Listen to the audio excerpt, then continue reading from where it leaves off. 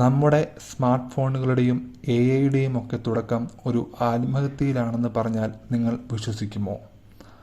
Allen Turing എന്ന ജീനിയസിൻ്റെ കഥയാണിത്.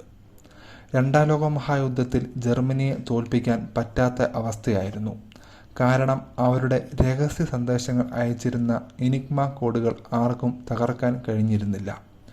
ഓരോ ദിവസവും ഈ കോഡുകൾ മാറിക്കൊണ്ടിരിക്കും. അവിടെയാണ് അലൻ ട്യൂറിംഗ് എന്ന ഗണിതശാസ്ത്രജ്ഞൻ വരുന്നത്.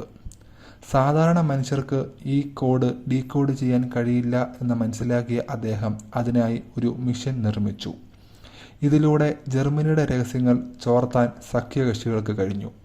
ചരിത്രകാരന്മാരുടെ അഭിപ്രായത്തിൽ ട്യൂറിങ്ങിൻ്റെ ഈ കണ്ടുപിടുത്തം യുദ്ധം 2 വർഷം നേരത്തെ അവസാനിക്കാൻ കാരണമായി. പക്ഷേ ദശലക്ഷക്കണക്കിന് ആളുകളുടെ ജീവൻ രക്ഷിച്ച ഈ മനുഷ്യന് ബ്രിട്ടൻ നൽകിയ സമ്മാനം ക്രൂരമായിരുന്നു. അദ്ദേഹം ഒരു സ്വവർഗ അനുരാഗി ആയതിൻ്റെ പേരിൽ 1952 വിചാരണ ചെയ്യപ്പെട്ടു. ജയിൽ ശിക്ഷ ഒഴിവാക്കാൻ അന്ന് അദ്ദേഹം രാസപരമായ ഷണ്ഡീകരണം എന്ന അപമാനം സഹിക്കേണ്ടി വന്നു. ഒടുവിൽ മനോവിഷമം താങ്ങാനാവാതെ 1954 അദ്ദേഹം ആത്മഹത്യ ചെയ്തു.